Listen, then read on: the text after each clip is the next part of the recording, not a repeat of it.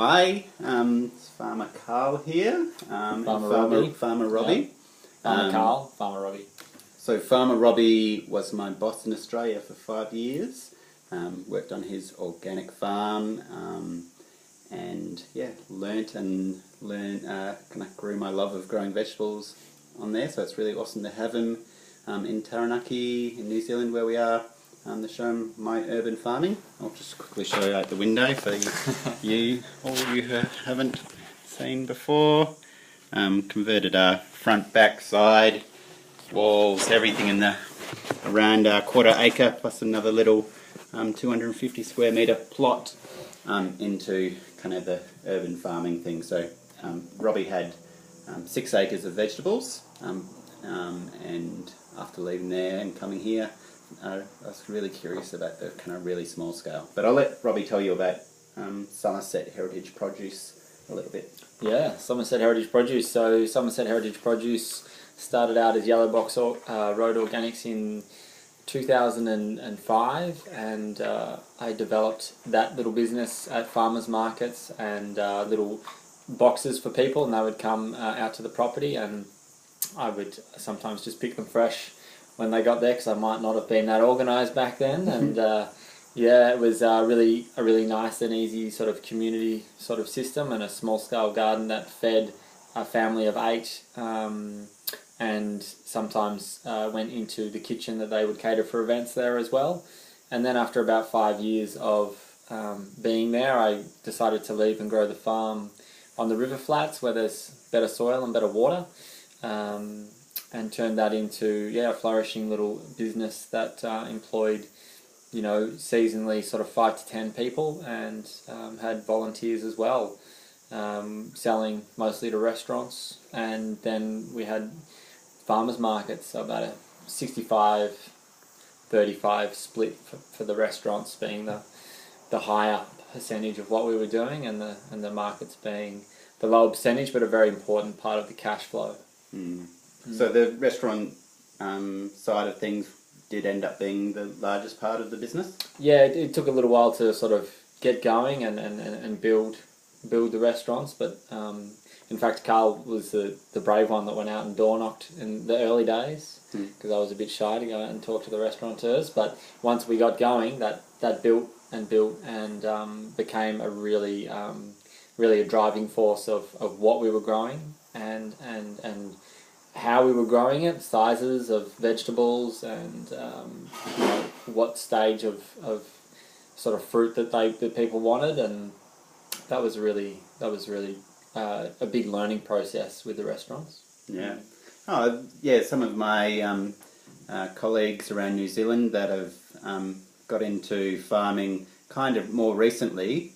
I'll touch on that another question about kind of older farmers and this new generation. But what is like for doing high-end restaurants? Because you're doing the top of the best restaurants in Melbourne. What were some of the unusual things that you found were real winners and good earners for you? So there's a whole section of baby vegetables which I didn't really want to go near, because your mind kind of boggles about why would you grow a carrot that's sort of this big, and the cost benefit and all of that sort of stuff. But we figured out ways of growing big and little carrots together, and we could get a really good price for the little carrots, and in some ways they were kind of a bit of a byproduct of growing the big carrots. So things like baby carrots, baby beetroots, which are time consuming, but again, you're like doubling the crop value in some ways, and using something that you might otherwise dig in. There's always, it's interesting because you find things like the purple sprouting broccoli. Now, people don't really know what that is. It's not quite as sweet as green sprouting broccoli, but the chefs love the colour. So you give them something that they can make their dishes look amazing, and obviously taste amazing, and all of a sudden we went from maybe having no purple broccoli in 1 year, and then maybe 2 years later we were selling up to 400 bunches a week. So that's a turnover of $1,500 to $2,000 in just one product. So that's a pretty amazing kind of thing to find when you're growing. And we were really concentrating on heirloom varieties, so textures, flavours. You don't get the volume and maybe the assurity of crop, but you get people's interests and you get the chef's interests. So, salad mixes were always good, as salad mixes are everywhere. Heirloom tomatoes is super popular. If you get a good crop of heirloom tomatoes, things go off. Lots of colours, so eggplants green, white, purple, multicoloured, carrots all the colours, tomatoes all the colours. So we're really bringing that diversity. Yeah. Yeah, awesome. And going back to my kind of other thought bubble there, when you started, there wasn't as much information about it. There wasn't YouTube, Rockstar Farmers, and everything like that. We visited, I took Robbie out to Kaituki Farm, which are some local farmers that have only been going... They're doing really well. 3 years, but they're absolutely rocking it, and set up a beautiful system, and may actually be one of the most profitable farms in the world. Like, it's unbelievable what they're doing. Like, of half an acre. So, just talk a little bit about that dynamic, about what you're seeing now with people being able to learn and implement in a different way. Yeah, it's funny because I'm somewhat resistant to technology and somewhat resistant to the future of the world with what I see as sort of I don't know. It's kind of just I can't really be bothered spending all of my day looking at a screen. But what's happened is that this information sharing through Curtis Stones and the small time farming sector has been super interesting. And when I started, I didn't really know anyone in Australia my age that was farming, which is quite bizarre, and that was one of the reasons why I was quite interested about it. What we're seeing now is this really good information about people that have gone out there, tested it, sold it, created businesses around it, and then they're putting all of the information out there for you to watch and see, and then you can just implement yourself. So Kaituki Farm, 2 years. It's incredible. Like I wasn't quite as motivated as those guys when I started, but to think that you can do that in 2 years is kind of mind-blowing to me. So it's really encouraging for the next generation of farmers to see that and come through with that, with these methods and these styles about building business, building farms, and creating an income.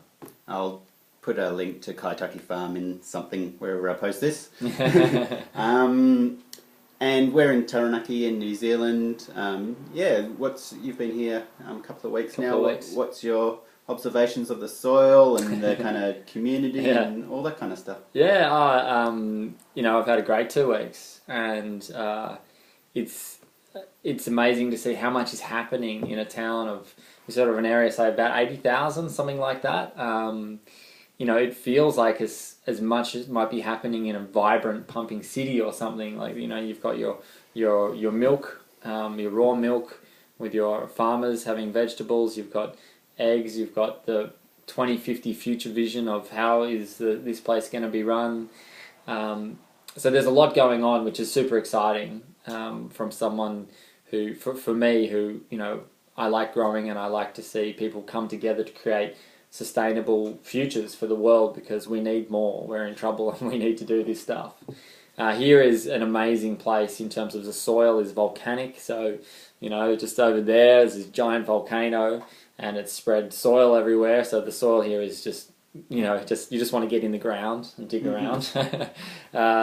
And you can just plant stuff and it grows super well. I've been here in the warmer months, so my understanding of growing year-round is pretty limited, but in the warmer months here, it's like you can almost grow anything.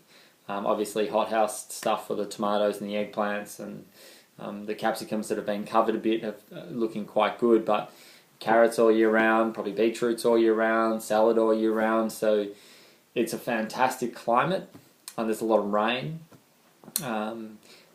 All the ingredients are here for this kind of thing to work really well. So it's a nice place. It's nice to have you here, Robbie. It's good to be here. Cool. Thank you, and thanks for watching. Thanks, Taranaki. See ya.